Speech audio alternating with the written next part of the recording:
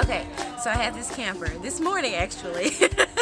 We were doing like what animals like together, what they are, and for pigs it's a sounder. And so one of my campers said, "I didn't know pigs played soccer." And I thought that was so funny. I haven't shared that with anyone. Alright, so I had an adorable camper who was, I think she was about 4 years old. She came up to me like really earnestly one day. She was just like, "I hope that no animals ever get hurt, and I don't want anyone to hurt them, and I want to save all of them and protect them." And I was like, "Well, you can be a zookeeper, and that's one way you can like save animals and help protect them, and that's what we do at the zoo." And then later in the week she came up to me and she was like, "When I grow up, I want to be a zookeeper and a scientist and an inventor and a mom."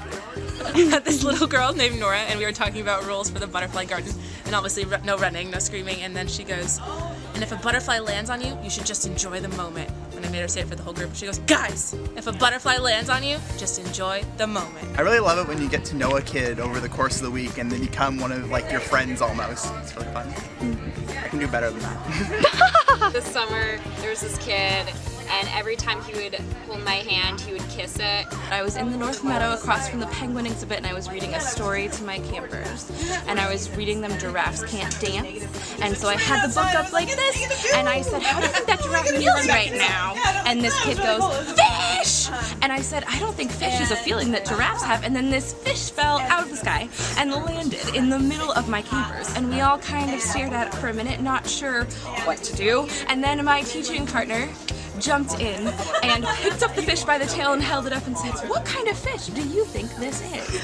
Which was so on point, and I'm so glad that he was there. And it turned out later that the fish had come from the penguin exhibit, and a crow had stolen that fish from the penguins and tried to carry it away and had bitten off more than it could chew, figuratively and literally, and had dropped it in the middle of our camp circle. So we had a nice conversation about what to do with the fish, and there was some talk about throwing it back to the penguins, and in the end we decided against that. And we put it in the compost because we're a green organization. So my favorite camp memory is actually from our first week. Kinder Camp was given a flat cardboard cutout of a little kid to take around the zoo. We named him Flat Andrew. How tall was he? He was yay tall, like the size of an actual kinder camper. How lifeless were his eyes? They were dead. My favorite memory came from a girl who's not in my camp, and she came up to me the other day and she just looked me dead in the eyes and she said, "My dad looks like a meatball!" I asked her, "Does he have red skin?" She's like, "No, he has brown skin." "Does he smell like a meatball?" "Yeah." Is he this like a meatball?" "Yeah." "Does he eat meatballs?" "Yeah." He's a cannibalistic meatball? He's a meatball who eats other meatballs? Okay, so I just love it when campers are joyful, and I had this particular camper who loved raptors, and we got to have a special experience where the raptor came into the classroom and we got to spend time with it. And when it came inside, she was so excited that she just couldn't contain her excitement, and I just love being able to like see that and just see the joy on kids' faces when they get to spend time with animals. Hi, this is my gnome friend. His name's Charles. I'm Emma. I'm one of the DDC camp assistants, and one of my favorite moments from this summer is definitely when I had a group of campers doing a Congo line in the family farm to jump in the line, because we were in the tropical rainforest and we were bringing the party tamarin who had escaped up to the canopy and scared all the birds away because he was being too loud, and we had to bring him with his party vibes back down to the understory where he lived. Our CIT was leading the way in sloth arms pretending to be the golden lion tamarin, and we were all dancing to my favorite song, Jump in the Line. I was dressed as Agent Scooter, and the kid said how much he'd like to nibble on my little rat tail.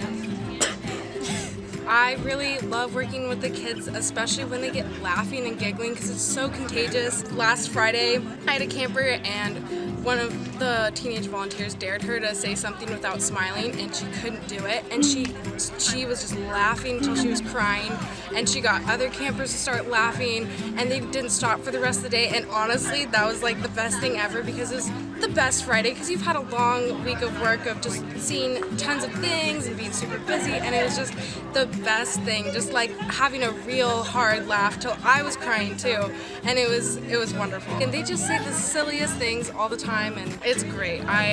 This job is just marvelous. I love kids' curiosity and honesty. They're very honest, especially compared to us when we get older.